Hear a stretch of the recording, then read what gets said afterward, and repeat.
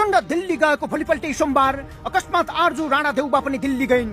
यता जानु अघि प्रचण्डले ओलीसँग भेटवार्ता गर्नु, प्रचण्डकै पछि पछि आर्जु पनि पुग्नुलाई देशमा विकल्पहरूले तरङ्ग मच्चाएका बेला पुरानाहरू भारतको शरण खोजिरहेका छन् भन्ने अर्थमा हेर्न थालिएको छ। उनीहरू मात्रै होइन, कांग्रेस नेता विनोद चौधरी पनि दिल्लीमै छन्। स्रोतले दिएको जानकारी अनुसार एमाले उपमहासचिव रघुवीर महासेठ पनि दिल्ली जाँदैछन्। तर अर्को शंकास्पद विषय पनि बाहिर आएको छ। प्रधानमन्त्री सुशीला कार्कीका श्रीमान यति बेला दिल्लीमै छन्। हुन त अस्वस्थ भएपछि दिल्ली गएका हुन् भनिएको छ, तर सधैँ अधिकांश उपचार स्वदेशमै गराउने उनी श्रीमती सरकारको प्रधानमन्त्री बनेका बेला दिल्ली पुग्नु उपचार मात्रै होइन भन्ने बुझाइ छ।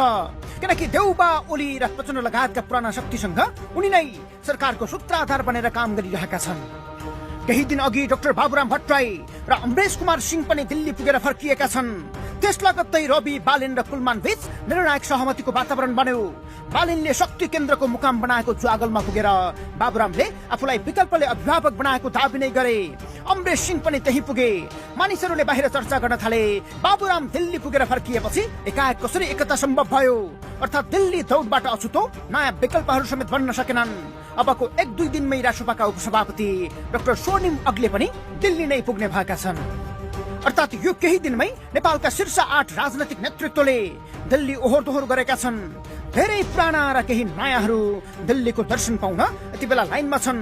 कसैले पालो पाइसके, कोही पालोको पर्खाइमा छन्। प्रचण्ड, आर्जु राणा देउबा, दुर्गा प्रसाद सुवेदी, विनोद चौधरी दिल्लीमै छन्। डाक्टर बाबुराम भट्टराई, अमरेश कुमार सिंह दिल्ली पुगेर फर्किए। डाक्टर स्वर्णिम अग्ले, रघुवीर महासेठ दिल्ली जाँदैछन्। यिनीहरूले के छ भन्दाखेरि जनतामाथिको विश्वास गुमाएपछि विदेशी शक्तिको बैशाखी टेकेर सत्तामा पुग्ने यो एउटा प्रयत्न हो।